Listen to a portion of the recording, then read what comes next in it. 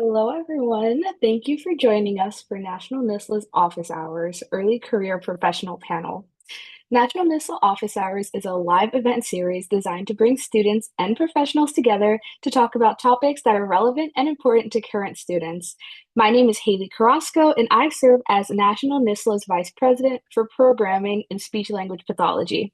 I'm a first year SLP student at the University at Buffalo. I'd like to introduce our moderator for tonight, my executive council partner, Katie. Haley, my name is Katie Kingsbury, and I serve as National NISLA's Vice President for Programming and Audiology. I'm a third-year AUD and PhD student at the University of Iowa, so tonight I'll serve as moderator, so I'll be monitoring any questions you ask throughout the night, and that should all be done through that Q&A box, which should be within your Zoom bar. So make sure to put those questions in the Q&A box. Before we get started, we would like to take a few minutes to thank our sponsor, AMN Healthcare, for their support of this event. I'd like to invite Ms. Kristen Pross from AMN to share a few words. Hi, thank you, Haley. Really nice to be here, everybody. As Haley said, I work with AMN Healthcare. I am an SLP and have been for quite a while, so I am not new to my career, but I really am excited to be here to talk with you all. One of my favorite things working with AMN, I'm really proud that we are a sponsor of ASHA, NISLA, and honestly, the NISLA events are always my favorite thing to participate in. So I'm really happy to be here.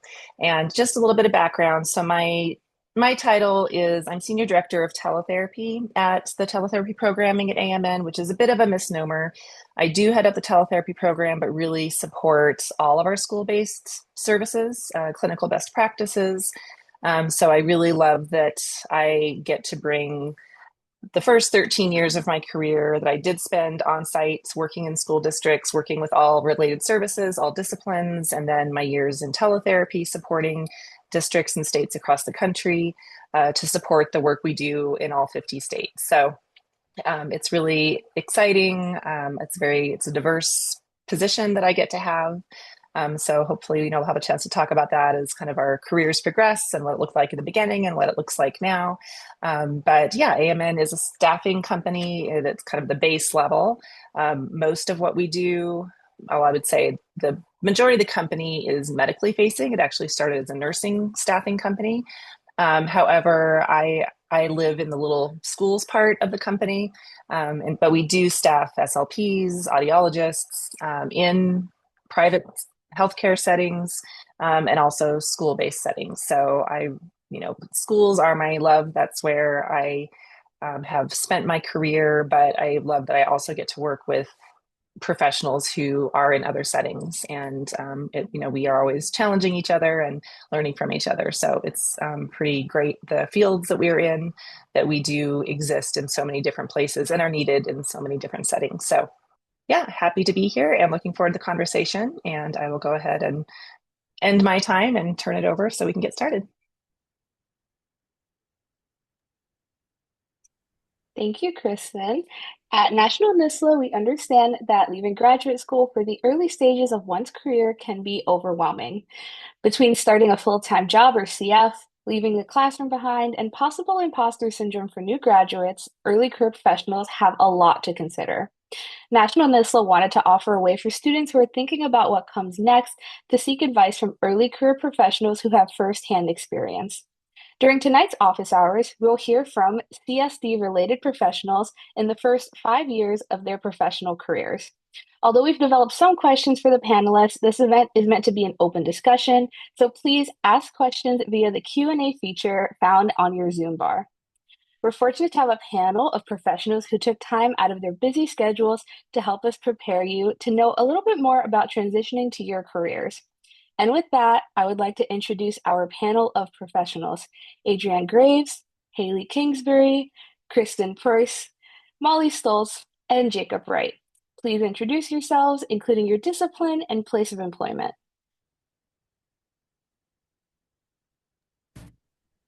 Hi, well, I guess I'll kick things off here. My name is Adrienne Graves. I'm a captain in the United States Army. I'm currently stationed up at Fort Wainwright in Alaska, where I serve as the officer in charge of audiology at Bassett Army Community Hospital, and also as the U.S. Army Alaska Hearing Program Manager. Hi, everyone. I'm Haley. I am currently a postdoctoral research fellow at Mayo Clinic, Arizona, working with the Aerospace Medicine program, our Aerospace Medicine and Vestibular Research Lab, and then our Division of Audiology. And so I'm clinically trained in audiology, but just extending with some research experience. Okay, and I did a little bit of an intro, but I'll just add a few more details. So I did graduate from the University of Colorado.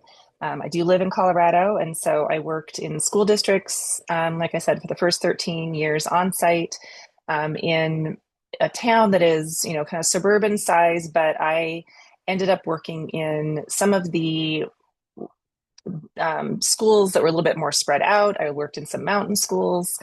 So I really loved the diversity of the populations I was able to work with in person. And then going into teletherapy, I had the opportunity to work in 5 or 6 different states beyond where I live. So that was also very eye-opening and expanded my experience with kids and seeing into what services like can look like, how they can look different. So that's where I've been, but I've worked remotely now for about 13 years. So I've had kind of the span of both in-person and remote opportunities. Hi, everyone. My name is Molly Stoles. I'm an audiologist. I received my undergrad degree in communication disorders at Truman State University in Missouri in 2020. I received my doctorate in audiology from University at Buffalo and completed a LEND externship at Oregon Health and Science University. I graduated in May 2024, and I'm now a cochlear implant audiologist at the University of Iowa. Greetings, everyone. I'm Jacob Wright. I am a speech pathologist and clinical specialist at the UAB Voice Center. I got my speech language pathology degree from UNC Greensboro in North Carolina. And I've been here in Birmingham for the past 3 years. Some of my research and clinical areas of interest are I specialize in voice and upper airway disorders, and I work with a lot of gender affirming voice patients and professional voice users or professional singers. And I have a special interest in the psychological impact of voice and upper airway disorders. Thanks, everyone. Now let's get started. First, we're going to hear how our panelists ended up where they are now. Please start putting your questions on this topic into the Q&A feature. So our first question will be for the panel. Can you each trace one of the major steps in your career that led you to where you are today? Kristen, would you mind starting? Sure. So I do feel that the major transition point in my career, I had decided that I wanted to work with kids pretty early on in grad school. And so I did end up deciding to stay in schools following my CF year. And I, really enjoyed my work. I enjoyed my school district for the most part. There were some, about 12 years in or so, there were some life events with my family that I really needed to take a step back. I needed to have more time to be available. So I took a leave of absence. And that's really how I kind of accidentally ended up doing teletherapy. At that point, this was 2012, I knew 0 people doing teletherapy. I barely knew what it was. But it was an opportunity to work 10 hours a week. They needed a Colorado license. A recruiter reached out to me. So I thought, why not? I'll try it. I'll be able to kind of stay in my clinical work, still see some students, but still have a lot more availability that I needed that year. And it just turned out that I loved it. So it was a completely unexpected pivot. Teletherapy didn't exist when I was in grad school, so it wasn't even a possibility for me to consider that. And so it was really invigorating. I was getting to a point where I was feeling a little burned out, wondering if I was still effective, all those kind of questions that are really normal that you might have at different phases in your career. And I just loved the new challenges. I loved the ability to refocus myself just doing speech language pathology work that sometimes when you're on site in a school, you get pulled in 25 different directions every day. So sometimes you forget how much of your time and energy can be pulled if you don't establish some boundaries, which we can talk about in the beginning of your career. But yeah, that was a major pivot point, and it really did change the trajectory of my career because it really informed every next step and where I am now. Sorry, I will prompt. I think I'm supposed to prompt who's next. So Adrian. So I think it's hard to pinpoint one major step that brought me where I am today so much as a series of little steps. My undergraduate education was actually in music. I have a bachelor's of music and voice performance. Went into that thinking that I was going to be an opera singer, and I did that for a while before deciding that it just, wasn't what ultimately was going to make me happy. I decided to pivot to communication sciences and disorders, thinking that I would go into speech language pathology. And I remember back to one of my very first post-bac uh, classes. It was CSD 101, and we had an audiologist in to give us a brief intro to audiology. I had never heard of audiology. I didn't know what it all involved, but she talked about some of the different opportunities that were available, and one of those was military audiology. At the time, my husband had recently commissioned in the Air Force. I was getting to know a little bit more about what that lifestyle entailed, all of the different noise exposures, all of the different consequences of, military noise exposure. And it got me really interested in the topic. I did a little bit of research. I talked to some military audiologists. I decided pretty early on that this was the path that I wanted to go to. So I decided to attend grad school to get my AUD with a focus on military audiology and with the ultimate goal of doing an externship with the military. So that's what I did and kind of set my mind on that path, and here I am today. Um, are we popcorning this? Jacob, go ahead. All right, well, this is a great segue because I feel like I have similarities to both of you. I also had kind of a COVID pivot. Before doing this, I worked as a professional singer and I got a number of advanced degrees in singing. And then I worked professionally in opera and musical theater for probably like 7, 8 years. And then COVID happened, and then all of my jobs were gone. And I was like, it was a great opportunity to kind of reevaluate my life and be like, am I really enjoying this? Am I like liking doing this? And yeah, that's kind of when I decided to go back to school for speech language pathology. I knew going in that I wanted to work in voice, just because I wanted to use the experience that I had in voice and in singing. And so I was very like driven, like that is the thing that I wanted to do. And I ended up on one of my like last clinical grad school placements, being here at the UAB Voice Center, and then ended up getting hired on for my clinical fellowship, and then hired on full time after that. So I've kind of just been here the whole time after that. But yeah, it was just kind of a great segue because I feel like I kind of had elements of both of your stories as well. I should pick someone else. Let's go with Molly. Perfect, thanks. Yeah. So, similar to Adrian and Jacob, I also have a background in music performance in clarinet. So it's kind of wild that we share that common thread.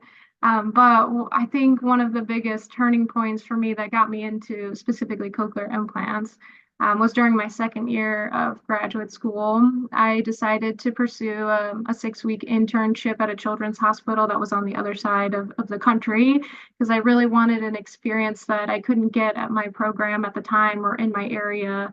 And when I was there, I developed some really good relationships with the audiologists that I was working with, and that ended up leading to an externship opportunity at that same site. And that experience there, I think, really solidified my interest in cochlear implants and ultimately led me to the career that I have now.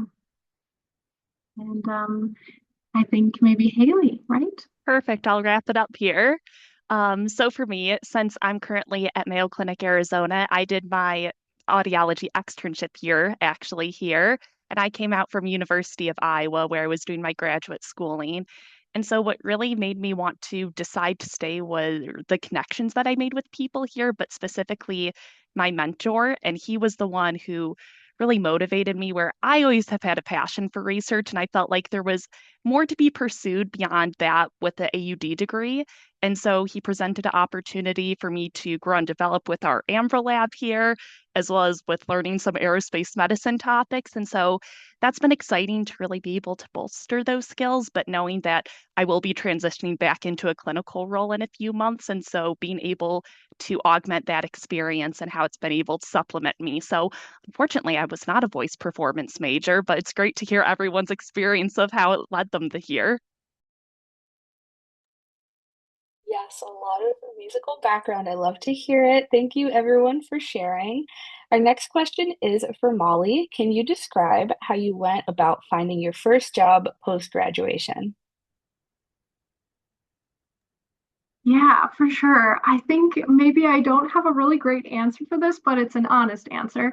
I spent a lot of time Googling audiology jobs. I checked Hear Careers and audiology online postings too, but I felt like I was finding the most success with just Googling and getting the most up-to-date postings that way. I had applied to a handful of hospital and university positions in different cities across the country, and the interview process really varied depending on the place. But in the end, I think networking made the biggest difference for me. A friend of mine was doing her externship at the University of Iowa, and she had told me about an opening for a cochlear implant position.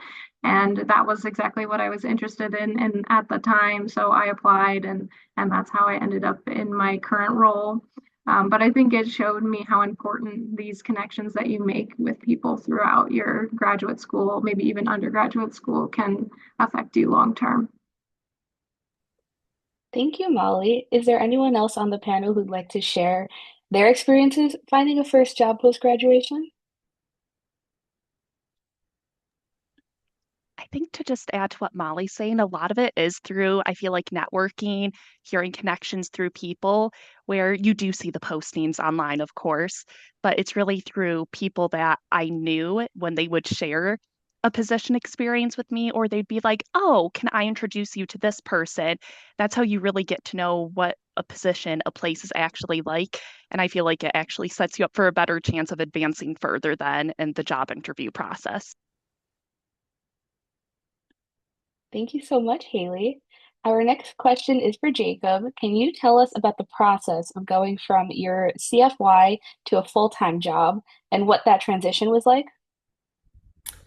Yeah, for me, it wasn't super exciting since I like stayed at the same place that I was at for my fellowship. It changed a little bit in that during my fellowship, I spent a little bit of time also doing dysphagia and head and neck cancer. And then when I stayed on for my full-time job, I just started doing voice and upper airway. But I'm so grateful actually for the time that I spent also doing dysphagia and like head and neck cancer dysphagia, just because it gave me such a better insight into, like, swallowing and voice use very similar apparatus. And so having an understanding of how like swallowing disorders and voice disorders kind of intersect and impact one another was such a great experience. But yeah, I mean, it was kind of a really smooth transition just because I had been here and I stayed at the same place. I I did also interview other places, and ultimately it felt right to be here. Thank you, Jacob. Katie, do you have any questions from the audience? We had this question in a pre-registration and it really worked out well with the panelists we have here today. So either Adrian or Jacob, what advice do you maybe have for students that are coming from a different career or a non-CSD background, and how can they maybe leverage it when entering their careers in CSD? Adrian, would you maybe like to start with this question?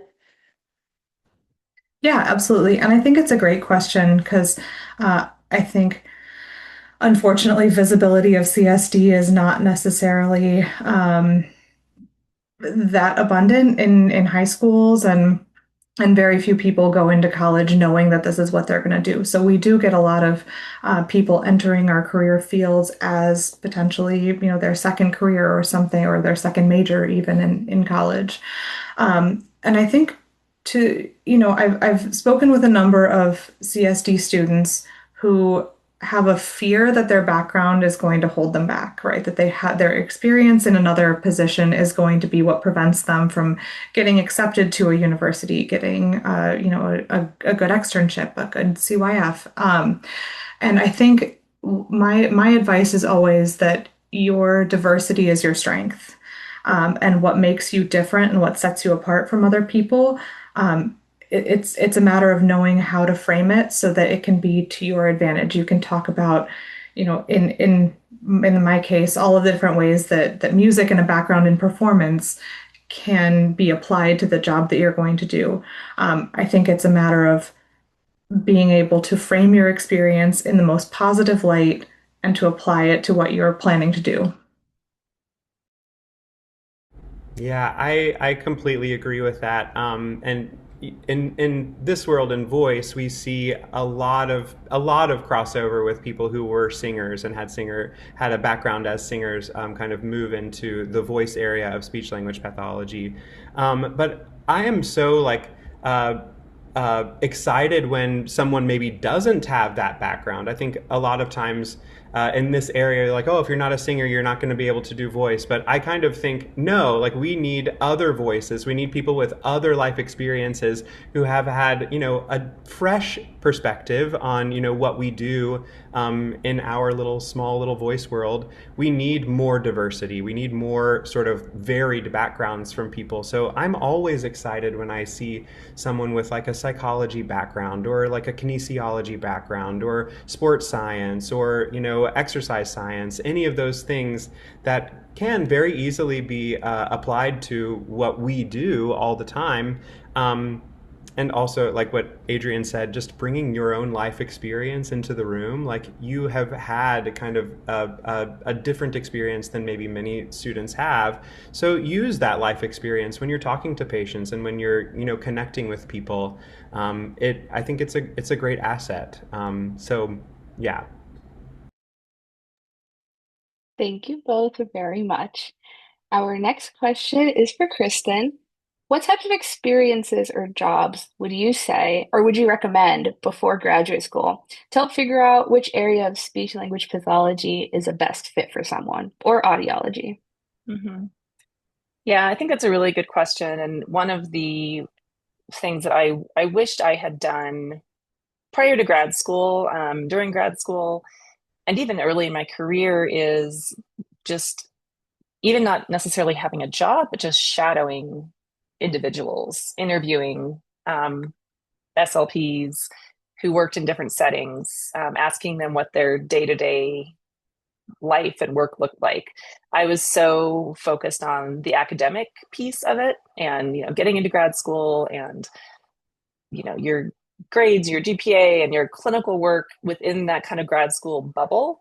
But, there are some very different experiences depending on the setting you choose. And I think that part of what, I discovered is that I really need diversity in my work. I need change. I need different things. I can get bored pretty easily. I like, the opportunity to work with a lot of different individuals and be in different places. So that was something I just hadn't even really thought of somehow when I was in grad school, is actually what is every single day going to look like other than, oh, I get to do therapy with kids. I get to do this.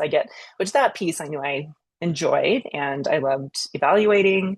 But, the reality of the work setting can be a little different once you step out of grad school. So, but even before, if you're trying to decide before grad school, again, I think trying to find maybe jobs or volunteer opportunities in different settings. Just, put yourself into a skilled nursing facility, see what a day in the life looks like there, volunteer in a school. I know there's people who transition who initially start as SLPAs and then decide to go on to get their master's degrees. So I think that, beyond, once you've decided that you're really interested in the academic piece of what you want to do, whether it's the research, I got started in it because I was an undergrad in psychology and I loved neuropsych, and that led to language disorders. And so it kind of snowballed from there. But it really was kind of the last thing I thought about is what is my 9 to 5 going to look like, like actually. So that was something that I just wish I'd taken a bit of a step back and just experienced in whatever way I could through jobs, volunteering, shadowing, just to get the broadest picture of what was possible, what was out there. Thank you so much, Kristen. Katie, are there any other questions from the Q&A box? We do have another question that I think would be a good fit, kind of to piggyback off a lot of what Kristen said, focused now at the undergrad, but how are we shifting now in that transition in grad school and then into the professional field? So this question will be for Haley. What can graduate students do now to make them stand out as a job applicant? And maybe how can they best demonstrate or leverage those skills in the interview process? For sure. I would say that everything that you're doing now, you can use in an interview. So you don't need to feel like you need to go out and try to shape your experience more than you have, because right now, the steps that you're taking, you are shaping your experience. I would say to really advocate for yourself and highlight how you stand out as an applicant. A lot of interviews, like the star responses, they focus on a lot of those situations. And so, really thinking through situations where maybe you had to deal with a difficult patient, a time that you had to reinvent a workflow, time you had to stand up for yourself. Those are really valuable things, but also many of you students are involved in leadership roles. You're involved in different advocacy efforts on your campus. And I would say find what your passion is and how you maybe want to push yourself just slightly more in that area. And then let that shine through in your interview. Because if you are just rigid and kind of locked up during the interview, you're not going to come across as passionate for what you're expressing. So I would say, for example, Adrian, her past experience when she was applying to graduate schools, how she implemented that then and really leveraged that to show this makes me a more valuable candidate because I've had this experience in the past. Or Molly, because she did a Lund Fellowship, how that would allow her to work more effectively with pediatric cochlear implant patients because of that really highly tuned experience. And so you have all the skill sets, it's just being able to word it in an appropriate way. And sometimes it's just practicing that. I love that. Practice sometimes makes perfect. Sometimes it's okay. Okay, I'm going to go to the mirror. Maybe you record yourself. We might feel a little silly in the moment, but all that preparation can really help as we're moving into those next phases. So I think we're going to transition to our next topic now. Yes, our next topic is going to be on what the average day looks like for each panelist. We have a few questions to get us started, but please start putting your questions on this topic into the Q&A feature. So our first question will be for the panel. What does your typical schedule look like in terms of your work and responsibilities on a standard day? Let's start with Haley. Absolutely. Yeah. So my schedule looks very different week to week, and it looks very different from when I was in clinic. And a lot of it is self-directed because I'm in research right now. And so one of my favorite aspects right now that I love is I'm leading a prospective study. So it's looking at some vestibular tests and low CO2 levels hypocapnia. So I get to recruit and directly work with research participants for that testing session. And I love that part. And then I'm responsible for managing the data. And then I also, because I manage a large patient data set for retrospective studies, I'm teaching myself skills in RStudio so that way I can analyze the data. And outside of that, then it's trying to figure out, okay, I'm working on manuscripts in the meantime. And then outside of that, I do try to extend my education and figure out what skills should I continue to sharpen and learn. So I'm attending a NASA Human Research Investigators Workshop this week. I love audiology online courses. And so continually trying to learn and build new skills to really supplement what I'm doing right now. And so, as I said, every week's a little bit different, but it's definitely different from a clinical schedule, which I know a lot of people will share. Thank you so much, Haley. I'm gonna pass it over to Jacob to answer next. Yeah, so I work in an interprofessional voice clinic. So we work. I kind of have two different things that I will do day to day. Either I'm working in the interprofessional voice clinic with the laryngologists and physicians there, where I usually the way things flow is that I'll go into the room, I'll get the patient history with either a resident or a PA. Usually I'll do the scope and the video stroboscopy, and then we'll go back out. I'll chat with the laryngologist, then we'll both go back in as a team and come up with a plan for the patient. And that's kind of how the flow for clinic days works with the laryngologist. And then I also have therapy. And so our schedules work on like the half day. So either I'll have, 2 half days of clinic, or I'll have like a half day of clinic and a half day of therapy. Um, yeah, it's usually when, and I am fortunate in that I have a half day of admin time to work on other sort of like research or leadership projects that I'm working on as well. But yeah. Thank you. Adrian, would you like to go next? Yeah, absolutely. There's not necessarily one typical day-to-day for an Army audiologist, but in the role that I'm currently serving at, well, I should say I'm on maternity leave right now, so my day-to-day right now is a lot of diapers and spit up. But when I am working, I'm split 50% clinical, 50% operational. My clinic days look very much like a lot of positions at a hospital. I see a lot of noise-induced hearing loss. I see a lot of tinnitus patients. So I'm doing diagnostics, I'm doing hearing aid fittings. I have some very basic vestibular equipment, but that is a limitation of my hospital. We do not have a cochlear implant program. Um, so the clinic days are relatively straightforward. I have a half day a week scheduled for doing continuing education. It's a lot of audiology online things, but also some interdisciplinary things working with my ENT partner, and then with some other various partners around the hospital. On my operational days, those get a little bit more exciting. I do have some meetings that I'm attending, but I go out to units to do large scale hearing conservation education, hearing protection fittings. I will go out and do range inspections, so making sure that the different weapons that are being fired, that everyone is adhering to the right noise protection protocols. I've done helicopter rides with some of the aviation folks that are on our base.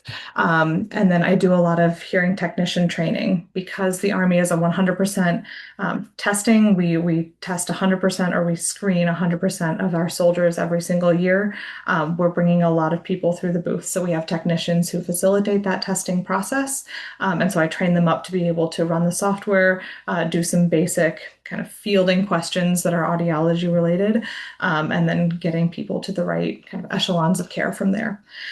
So a lot of different things, and then kind of on top of that, the idea in the Army is that you're an officer, you're a soldier first, so you can get tagged with any number of things. Recently, I was tagged with a command investigation, so all of my normal audiology duties stopped, and I was investigating a theft. And so, you work through all of these different things, you get trained, but it's a lot of different things and things that grad school might not necessarily prepare you for, but still fun all the same. Thank you. Kristen, would you like to go next? Sure. So I'll speak to my current job if anybody, wants to hear, since I'm the school-based SLP here, I'm, happy to go back and talk about what my days looked like when I was working in the school district. I don't carry a direct caseload anymore, so that is a significant shift from when I was working in the school district, providing teletherapy services to students. But I refer to my clinical experience every day. So it would be impossible to do my job without my training, my experience, because my job really is great for me now because it is quite varied. Every day looks a little bit different. Spend too much time in meetings for sure, but I get to interact directly with school districts. And, there I get to make sure that we are discussed, especially with teletherapy, since it is new to many districts. There's a lot of lack of education around best practices, a lot of misinformation around teletherapy. So I spend a lot of time educating, making sure that districts are doing what they need to do on their end to support teletherapy programs, always, with the focus of the clinicians and the students in mind, how it affects quality of services, ensuring that districts are maintaining compliance.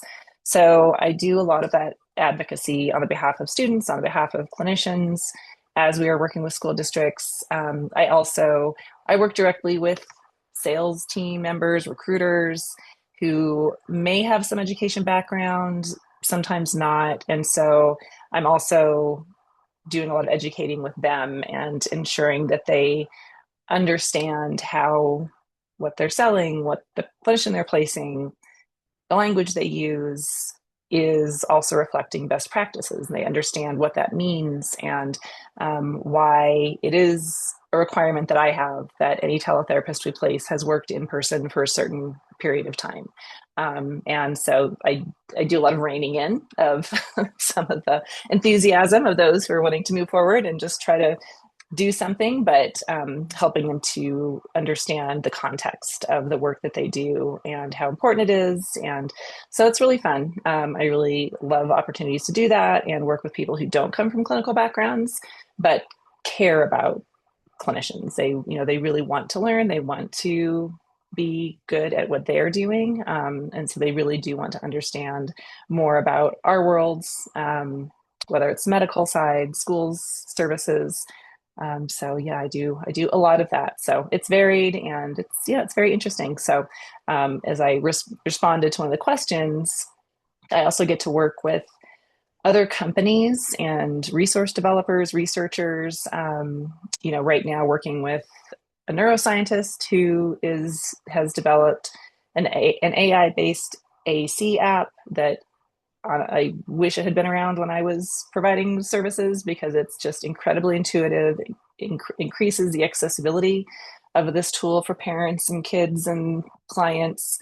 It's just pretty incredible, and he developed it because one of his grad school friends in neuroscience has cerebral palsy, and when they both went back to their different states, he wanted to be able to easily communicate, and so he developed an app, and it went from there. So, it's really cool to have the opportunity to see just kind of what's out there on the cutting edge of technology and how it impacts our professions. Thank you. And Molly, would you like to go? Yeah, for sure. I can wrap up this question. So I think my schedule might be a little more homogenous compared to the other panelists. I work in a university hospital setting from 8 a.m. to 4:30 p.m. Monday through Friday. I pretty much exclusively work with cochlear implant patients, so I'm either conducting cochlear implant evaluations, which are typically scheduled for like 2.5 to 3 hours in length, or I'm programming cochlear implants, which are typically 90-minute visits. So at most, I can see about 5 patients a day. I often see like 3 or 4 patients a day. My other responsibilities outside of seeing cochlear implant patients in clinic are largely research related. We conduct a lot of cochlear implant research where I work. So I have to be familiar with all of our active studies, including things like inclusion criteria, consenting processes, study protocols, schedules. These things, of course, can be time consuming, but luckily for me, I have a lot of autonomy over my own schedule, and I can block off time during my day if I need to prepare for a research patient.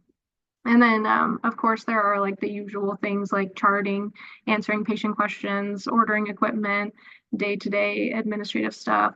On occasion, me and a colleague will go and do some outreach in the community, meet with local area education agencies, and talk about cochlear implants. Yeah. Thank you. The following question is for Adrian, Haley, and Jacob. What are some of the pros and cons of your specific work setting?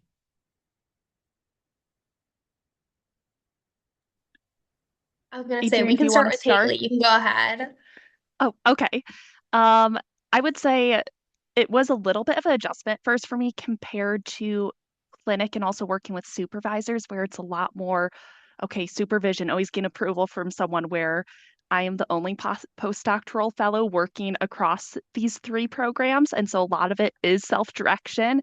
So I'll say that was more of a learning curve at first and maybe more at first I saw it as a con, but it's become more of a pro because it has granted me opportunities to really explore and figure out, well, what am I interested in diving in more? What partnerships can I explore? And really, it has worked that side of my brain and figuring out how do I investigate more things.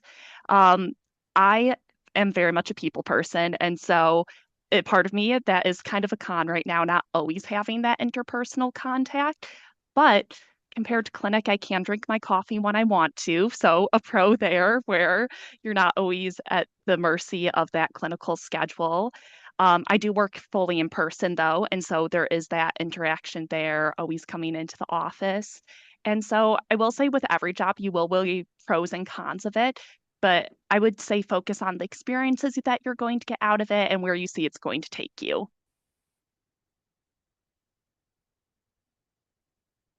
Jacob, do you want to go next? Perfect. Sure, I can go next. I guess this is kind of a pro and a con, depending on what you're looking for in your, specific job. But where I work, it's very fast paced.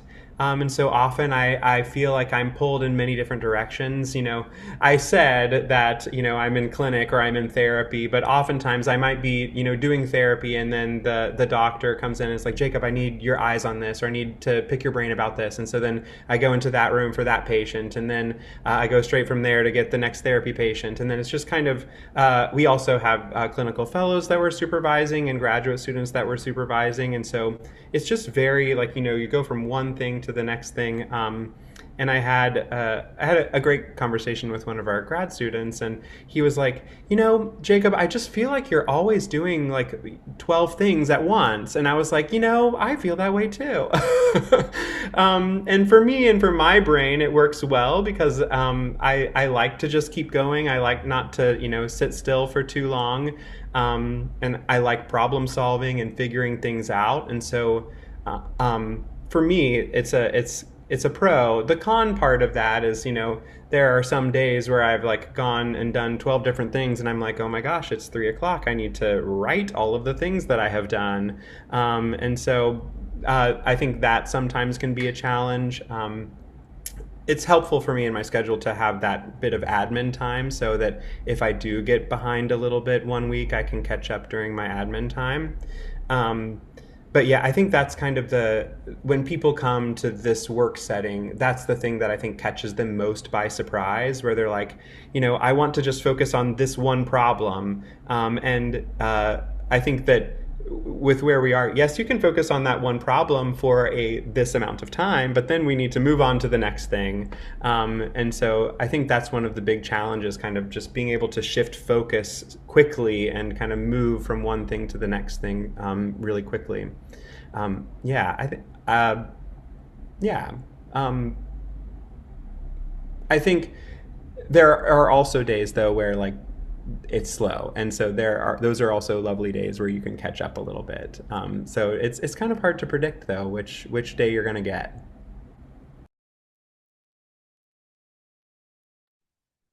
Perfect, Adrian. You want to wrap us up with this question? Yeah, absolutely. I have very similar experiences with that, Jacob. Sometimes it seems like when it rains, it pours. You have a busy day and it keeps getting busier, and slow days just keep getting slower. I would actually echo a lot of what Haley said. I think that experience rung really true for me in terms of being given a lot of autonomy. My externship year, I rotated through several different specialties. Usually I'd be in one place for about 3 or 4 weeks. And so, it depended on the clinical supervisor, but it felt like you take 2 or 3 weeks to get to know the person, and then it's just in the last week where you start to actually, practice a little bit more independently. So I felt like there was a lot of hands-on supervision during my externship year. And then it was a pretty stark transition to being sent up to Alaska, being given just the whole of the Hearing Conservation Program Alaska, covering 4 different bases and saying, here, this is yours to manage, go for it. And so there was a lot of kind of learning on the job, and I found the autonomy to be both, again, a pro. It gave me something very different from my externship experience, and I think something that I was looking for after that. But also, left me scrambling at times, kind of leaning a little bit more on my professional network, but very doable. I would say from kind of a purely logistical standpoint, some of the pros and cons of the military, it does pay very well, and that's not something that you can ignore as a grad student or somebody coming out of school with a lot of debt. I made more as an extern than most of my university professors with 30 plus years of experience did. I get healthcare. I get healthcare not just for myself, but for my family as well. I get 18 weeks of paid maternity leave here. I get lots of opportunities. Um, I can apply to programs that would allow me to go and get my PhD, not only fully funded, but receiving my full pay and benefits while I'm doing it. So a lot of benefits to being in the military. Obviously, cons as well. You're moving every 3 to 4 years, so it is more of a transient lifestyle. But again, you get some of the good with the bad. Thank you all so much for your answers. It's so interesting to hear about your each specific work settings. Katie, do we have any questions to share from our audience? Did have a question kind of related to a lot of our daily tasks, and I'm going to field this question to Molly because I think you could answer this really well. This person's wondering, are you able to get a lot of your charting done during the day, or how do you kind of balance the responsibilities of having to chart after every patient with all of your clinical care? Yeah, for sure. I think overall my workload is pretty manageable. Most days, I think I'm able to get everything done during regular work hours, including charting. On occasion, I'll have to stay late to catch up on reports or research tasks, which I think is kind of par for the course for pretty much any job. I don't have any designated admin time, but if I know that I have a really busy stretch coming up, I'll try and block off some time in my schedule to stay ahead of things. But I also know that not every setting allows for that kind of flexibility. It definitely helps. And having a supportive supervisor, which I luckily have, also makes a really big difference.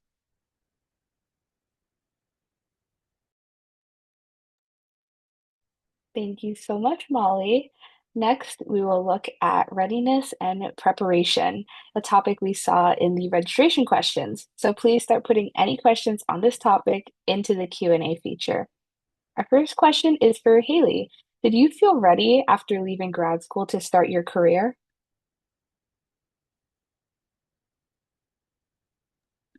Sorry, couldn't get myself unmuted. I will say it was a mix of emotions where after going through grad school and after going through your externship, especially for audiology, where it's full time for a full year, you're working typically more than 40 hours a week, you feel very ready to start and kind of not always have someone watching over your next steps. But I still felt like I had so much to learn in the aspect where I finished everything and I felt like I would be able to provide competent clinical care, but there were so many areas I was still interested in learning more. And so that's really what motivated me then to say, okay, let's dive into a year of research, do this postdoctoral research fellowship. I also decided to start my PhD at night because I was like, let's just add on a little bit more to extend my knowledge. So I will say in aspects, yes, you are very much ready to step in, but it's also this sense of a little bit of the unknown and the aspect that Adrienne mentioned, where especially if you come from programs where there's a lot of supervision, where you technically should be fully supervised when you are a student or rotating through, it is a different step with that learning curve and jumping in. I had really robust experience across vestibular assessment and CI, so I felt like I was prepared to serve in those roles. But I think it was just this part inside of me always wanting to learn a little bit more. So much, Haley. We're actually going to field the same question to Molly. How did you feel, or did you feel ready after leaving grad school to start your career? Yeah, this is a great question. I actually think it was probably one of the biggest challenges for me starting out was my confidence in my clinical knowledge and decision making when I started full-time cochlear implant. I did have some experience with cochlear implants from my externship, but I still felt like I had a lot to learn before I was comfortable managing patients independently. I think in graduate school for audiology, we learn a lot about behavioral hearing tests for pediatrics and adults and hearing aids, but we have maybe a little less exposure to more specialized areas, for lack of a better term, for things like ABRs, vestibular evaluations, and cochlear implants. So I really needed support before I started seeing my own patients independently as an employed audiologist. And I think I had a really supportive work environment, and they gave me a lot of time to train. And my coworkers are literally the best, and they worked really closely with me for like 3 months before I started programming cochlear implants on my own. And I think that mentorship and the kind of gradual transition into my first job made a really huge difference in building my clinical confidence. Thank you both so much. Our next question is for Jacob. Was there anything about starting out that surprised you?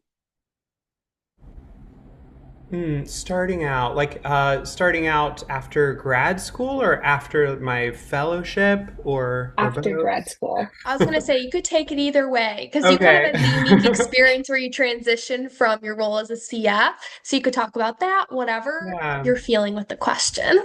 Yeah. I'll talk about the transition from grad school, and maybe like piggyback a little bit off of the question you just asked. Because for me, even though I had just done my graduate externship at the same place that I did my clinical fellowship, I was and this is not a reflection of my experience in grad school. I had a great experience in grad school. I loved the program. It was great. But I was not ready to start practicing as a voice clinician fresh out of grad school. There were so many things that I just had not done and I wasn't doing independently, even just like basic things that are maybe they sound basic, but they're not as basic as they seem, like scoping and doing video stroboscopy and interpreting modified barium swallows, especially for patients that have had head and neck cancer or, those sort of like complex patients. Those things I definitely was not ready to be doing independently, and I didn't become confident with doing those on my own until I was kind of probably 6 months, 8 months into my fellowship. Um, yeah, that was kind of my experience, and I think I was really shocked at when I moved into like, oh, you're going to go into a patient room by yourself for the first time, and then I was like, oh, really? Are you sure? And so I think the like very it seemed to me at the time very fast fade into doing things by myself and with no one else in the room to me seemed jarring, but I think those were the times that I really grew as a clinician and as an independent thinker, when there's no one else in the room to like help me solve a problem or to help me figure things out. And I think that's when your wheels start turning and you start figuring things out for yourself. So I think that was kind of the biggest thing that shocked me, where I was like, oh wow, wait, I can do this. I am ready to do this now. But yes, I was not ready to do it right after grad school. Thank you so much. Our next question is for Adrian. Can you describe any challenges you faced as you started out and what helped you feel most prepared? Yeah, absolutely. I'm going to echo so much of what our other panelists have been saying about kind of trying to strike that balance between trusting your knowledge and trusting your experience, and then knowing where your experience might fall a little bit short. Um, I had the unfortunate experience of going through grad school right when COVID happened. And so got a lot of the solid foundations, diagnostic audiology, all of the, kind of uh, beginning fundamentals. But then COVID hit and we went online for a lot of, as Molly was saying, the more specialty subjects. So things like cochlear implants, vestibular, pediatrics.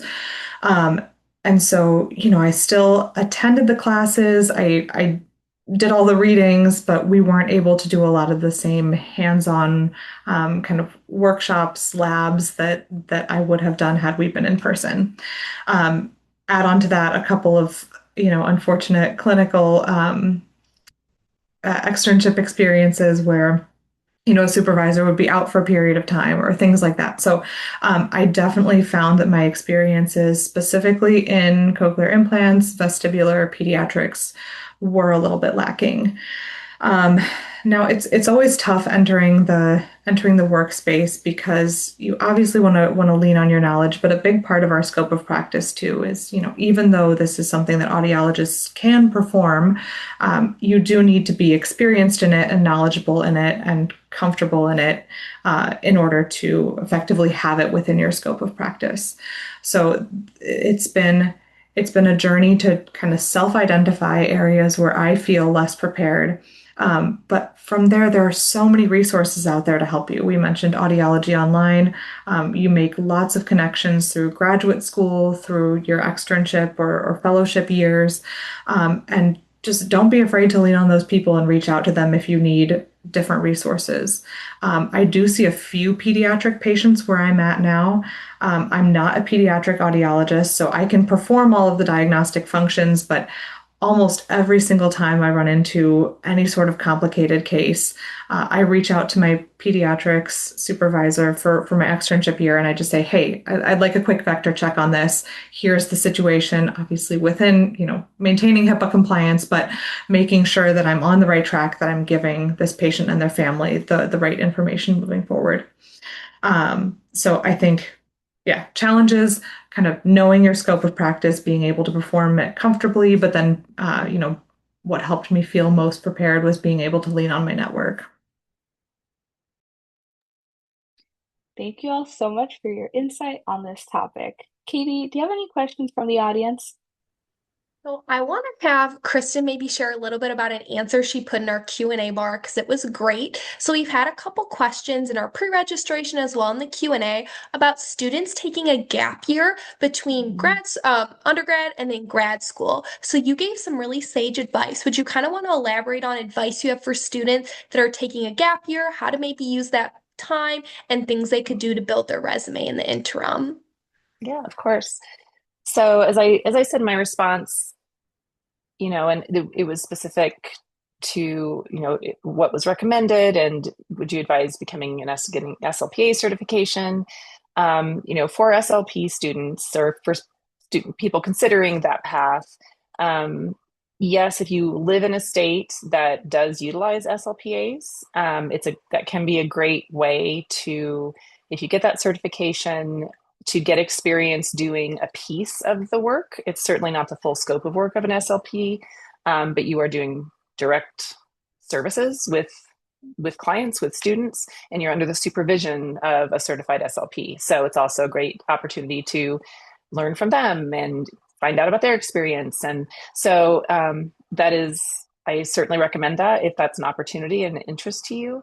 Outside of that, I think volunteer opportunities, again, considering different settings you might want to work in.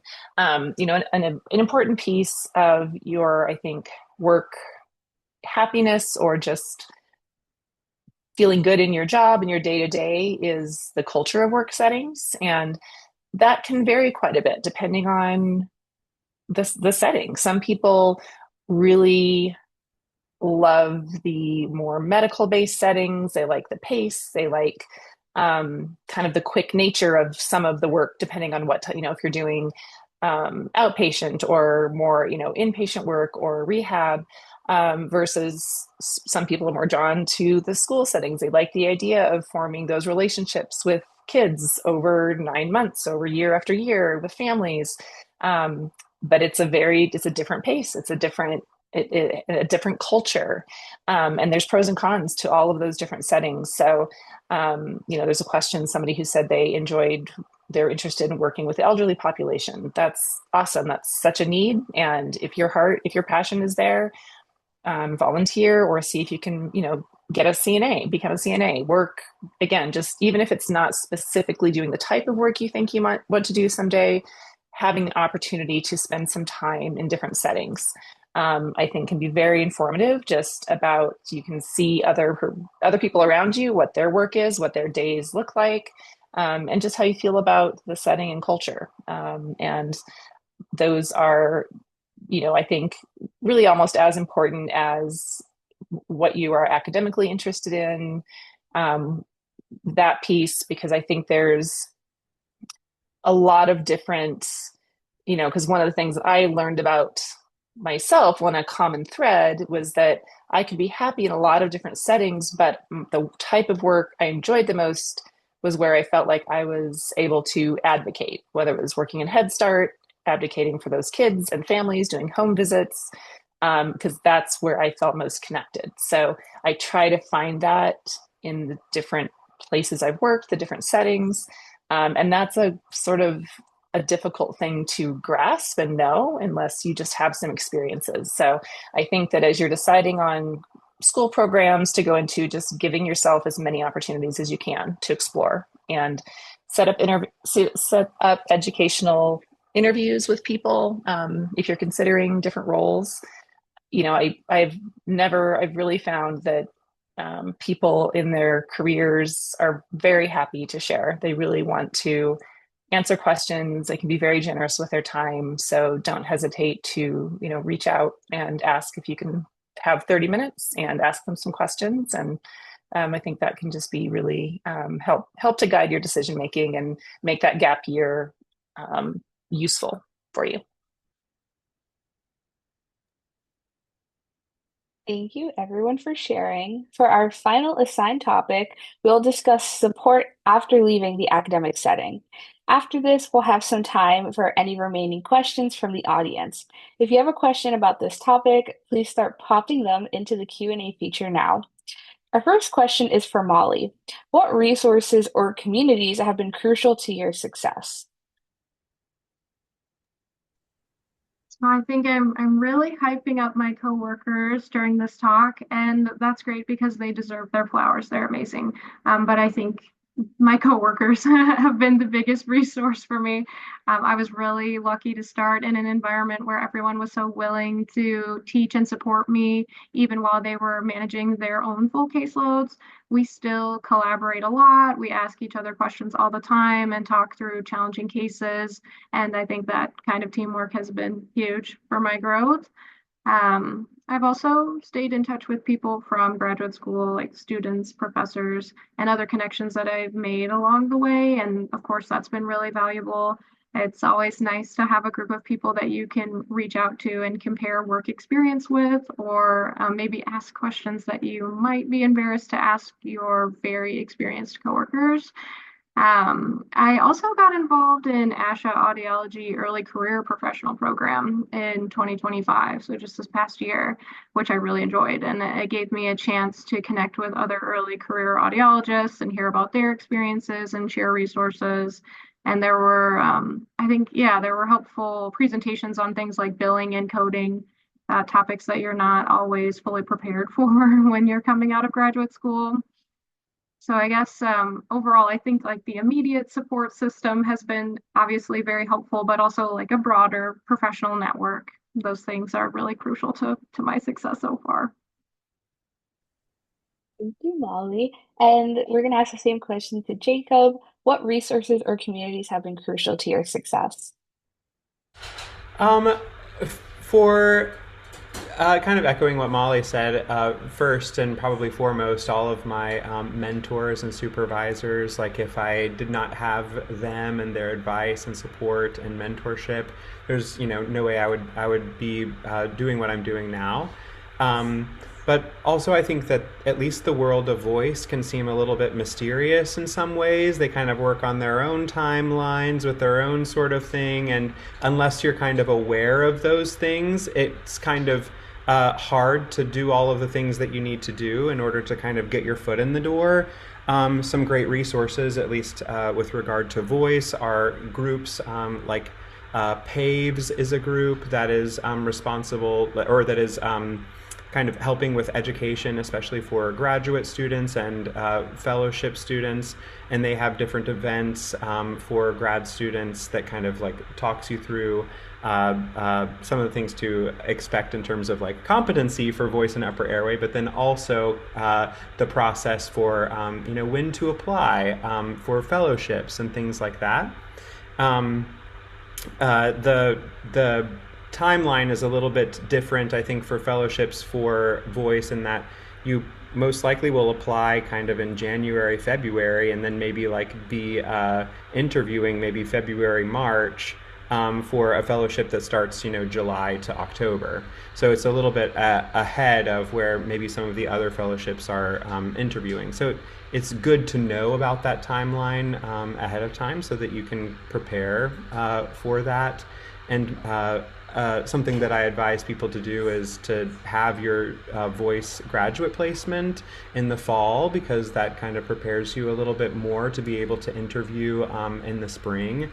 Obviously, having a voice placement is the most important thing in order to get a voice fellowship, but having that experience in the fall can be a big asset.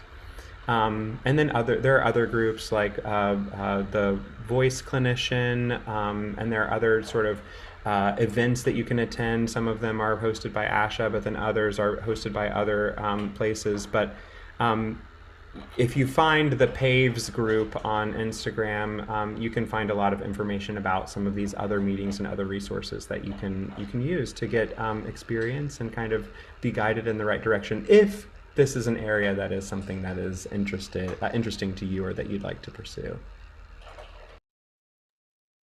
Thank you both very much for your insight. The next question is for Kristen and Haley. What is something you wish you would have known or done differently when you were just starting out? Um, well, I think one of the themes we're hearing is starting out in your first position independently. There's can be a lot of imposter syndrome, anxiety, just fear that you're not ready, you don't belong.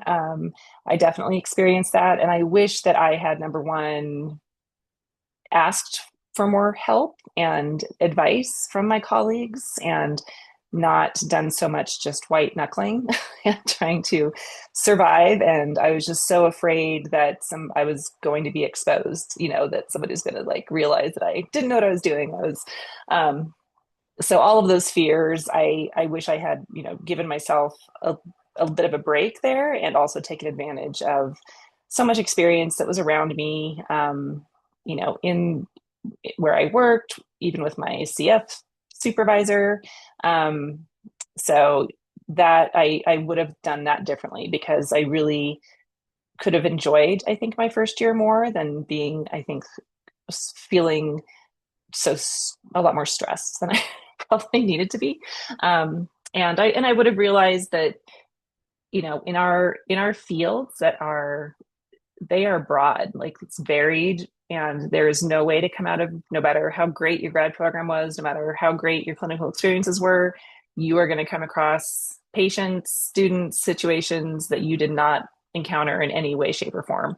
And you still have to do your best to provide services, and that can be really daunting. But everyone is learning experience. And so bringing in the help of others as you come across those new experiences, I would definitely recommend, as opposed to trying to solve it all on your own.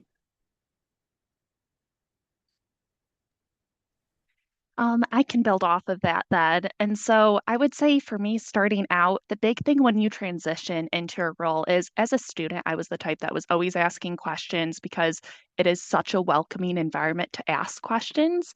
And then starting out, I felt like I had to prove myself or kind of do more by myself before asking questions, but really ask those questions up front. Don't feel like you tried to take on too much, because honestly, sometimes you'll go down a rabbit hole for a few hours. And if you just reached out to a resource first, you could have gotten it answered right away. And so that was something it took me a few months to really get the hang of at first because you want to prove that you know what you're doing and that you're competent, but you're still always learning, no matter whether you're a professional or student. So asking questions constantly is a good thing.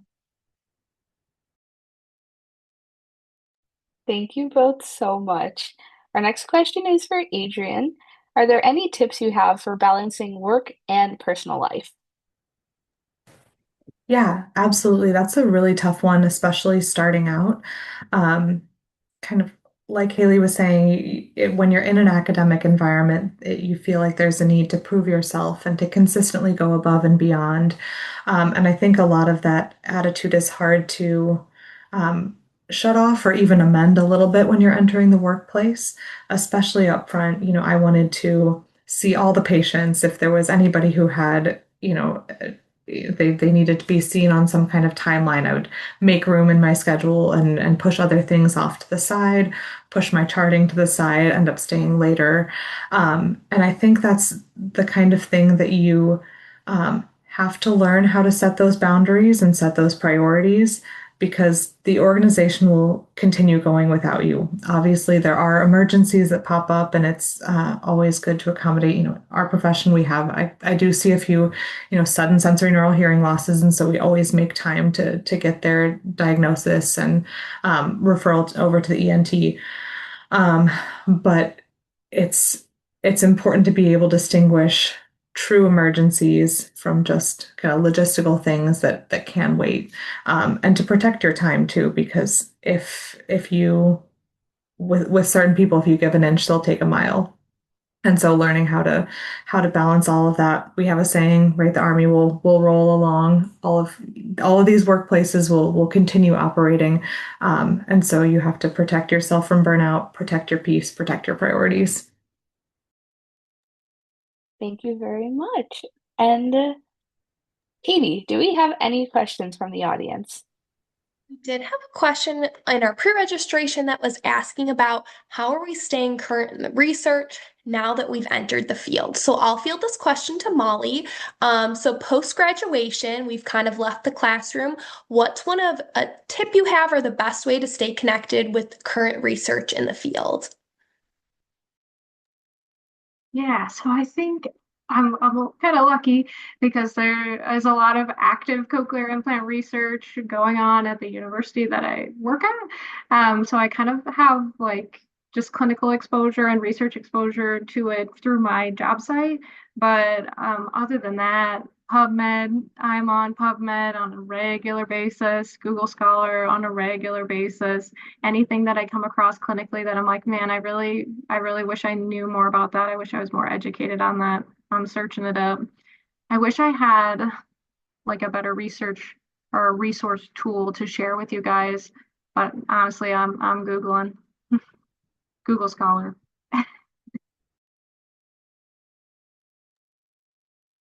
Well, thank you very much. We have now gotten into our kind of last section where it's final questions. We'll take the next 10 minutes to try and answer any questions that we have not answered so far. And our first question will be for Kristen regarding timelines. When should graduate students start to look for future careers during their CFY or externship? Oh, I mean, I think that it's an ongoing process. I don't think there's just a sudden time that you start looking. Also because I think for some people enter grad school very clear on exactly what they want to do and they stay with that. Others, including myself, that can transition as you're in grad school. Sometimes you really think that you're going to want to focus on one population and that, for whatever reasons, switches over time. And sometimes it's informed by the job market. What is out there? So I think that especially it's important to, as much as possible, gain diverse externship experiences, those clinical experiences while you're in grad school, so that you are well seated to pursue different work settings when that time comes. You're not too pigeonholed, as much as you can and much as you have the opportunity to do that. Um, But I mean, certainly in your, your second year, if you haven't really started to have that conversation with your supervisors in grad school, I mean, they will be encouraging those conversations. They'll be encouraging that thought process. But I don't I don't really think you can start too early to at least consider it and start asking your supervisor about, their recommendations for outreach. And again, even if you're not actually interviewing for positions, you can do those informational interviews. You can start networking, connecting, go to events, go to conferences, go to ASHA, go, start just learning what the job market is like. One of the and I say some of this because I didn't do some of this when I was back in school, and I wish I had done more of that. For instance, I had no idea that you could take travel positions as an SLP when I came out of grad school. That wasn't even on my radar. Um, and now I work with clinicians who are doing that. They take their first 3, 4 years and they take travel SLP positions around the country. And some of them even travel with their like best friend, and they have take placements around the country. And, that's such a cool opportunity and something that exists in our field. So I think just, again, being open and learning as much as you can. But yeah, there's really, I mean, certainly, I mean, your CF year is a job, right? You are working. It's just you are under some mentorship. So it really is your first position. So you've already taken that step toward a certain setting, but that doesn't mean that that's where you're going to continue necessarily. So yeah, I would say start as early as you can in grad school just to start thinking about it, experience different settings as much as you can through your clinical experiences. Thank you so much for that advice, Kristen. So, one of the next questions we have, I feel like would be a good fit for Jacob. So, this person was wondering, how do you specifically go about when you're maybe feeling unmotivated when a client hasn't been progressing with their goals and sessions? How can you best support that client without kind of burning yourself out and taking a lot of that load as well? Ooh, that's a very good question. And I'm sure that many other people on the panel have experienced that too, where you have a patient that comes in and you ask, how have things gone? Have you, practiced the things that we worked on? And they say, I've been a bad student. I haven't practiced. And, it's easy to be like, well, just practice better next time. But my approach is always like, okay, well, okay, you didn't practice. There's a reason why you didn't practice. What did you feel like was standing in your way of kind of completing this practice? Was it like logistical, or like were you just having difficulty finding time to do it? And so usually what I will do, at least with the patients that I work with, is I'll literally come up with a plan, or like we will problem solve together. We'll figure out what are the things that are getting in the way of you kind of getting where you want to go. Because, I mean, most of the time they want to make change. They want to get better. They want to improve. Otherwise, they wouldn't have shown up to the office and they wouldn't have shown up to the therapy appointment. And so I never feel like it is, a slight to me or a slight to the therapy or anything like that when someone comes in and they haven't practiced.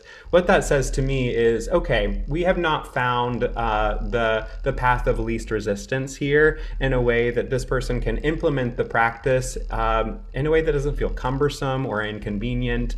And so that's usually my method. And then I think when we have that conversation, it kind of becomes fun because then we can problem solve together. Like, how can we get creative with this and make this something that you look forward to doing instead of something that feels like it is, a task or a burden?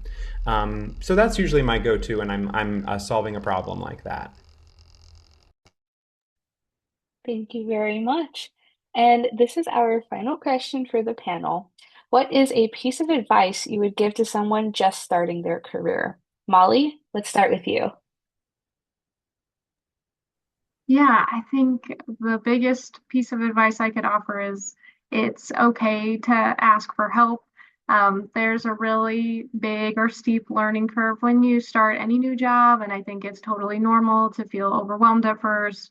And honestly, it is really no secret to your colleagues when you are just starting out that you do not have as much experience as they do. So I think be open to asking questions and leaning on the people around you. Your coworkers, your mentors, your peers from graduate school are really valuable resources. And I personally just learned so much from talking to all of these people about cases and hearing how other people approach things. So please ask for help. You are not alone.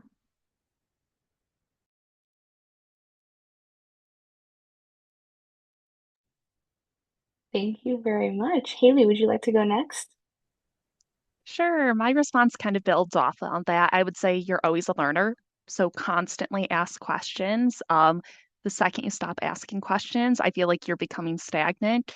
And so continue developing yourself. And then another side part I'd like to give also is have one small thing that can keep you sane daily. So whether it's for me, I need to move, I need to go for like a little lunch break walk or something. Some people it's a coffee, but days are going to be busy. And so have something that can motivate you and help center you to get through the day. So that way you can get through those periods of feeling overwhelmed, burnt out, bored. But it's something small to just help ground you.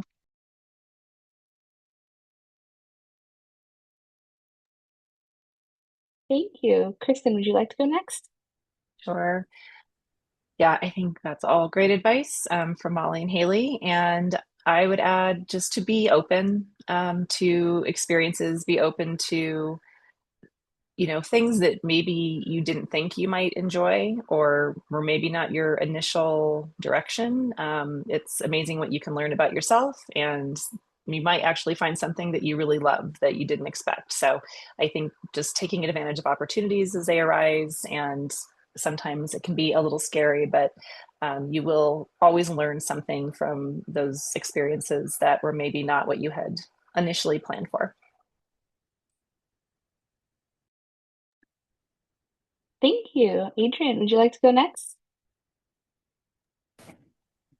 Yeah, mine actually echoes a lot of what Kristen just said, but it's something that was said routinely to me during Army training. Develop a bias for action is the term that they use. The idea being that you learn best by doing things, and oftentimes there's lots that can stand in our way, whether it's imposter syndrome or some just some internal mental block telling you that you can't do X, Y, or Z. But if you can train yourself to have your response be say yes in that scenario, act. There's a lot that you can learn from that. And it's better to say yes and learn that way than to pass up opportunities and leave that learning experience to someone else. Thank you. And last but not least, Jacob. Yeah, I mean, definitely echo everything that everyone has said about lifelong learning and leaning on mentors and asking questions. I think another thing that's helpful is you are at the stage where you don't have as much experience as maybe some of your colleagues or your mentors or teachers, but you do have experience. And when you're talking to someone, kind of trust your instincts about what's going on, and you know don't be afraid or feel like you have to have all of the answers all the time. If someone asks you a question, it's okay if you don't know the answer to just say, "Hey, I'm not sure about that. I will look into it and I'll get back to you." I think especially as you're starting out early on, it can feel really destabilizing for someone to ask you a question that you don't know the answer to, and you're like, "Oh, I don't," So just kind of having that answer in your back pocket, I'm not sure, but I will be sure to look into that and get back to you about it. I think that can be kind of an empowering approach to take with that. Thank you all so much for your insight, and thank you all for joining us tonight. We hope you feel more prepared to enter into this exciting next step on your way to becoming a speech language pathologist or audiologist. Our panelists have generously offered to share their contact info in case you'd like to follow up with them individually, and we'll post that information in just a moment. We're about to post three important links in the chat. One is a quick survey so you can give us feedback about this event. The other is a special link to the NISLA blog, which will show you all of the posts we have related to choosing a CF or starting your career. The third link from this slide is for our new grad checklist. This page is to get you started and ready for success as you begin your careers. Remember that if you are in the class of 2026 or 2027, holding 2026 National NISLA membership is required to get the NISLA to Ashen conversion discount. National NISLA student leaderships are also open until May 3rd. We got a question about that in the Q&A, so be sure to apply. This is a great way for students to hone their leadership skills while growing their network of colleagues and professionals. For more information, click on the link in the chat. We'd love to see you apply. And on behalf of National NISLA, we'd like to thank our panelists for offering their time and expertise. If you'd like to connect with any of our panelists, Katie or myself, feel free to screenshot this slide. We would also like to thank our sponsor, AMN Healthcare, for supporting this event. This has been a wonderful discussion, and we'd appreciate your feedback. It is only with the help of our dedicated members that the CSD community continues to thrive. This conversation has been recorded and will be posted on National NISLA's social media accounts. Thank you and have a great night.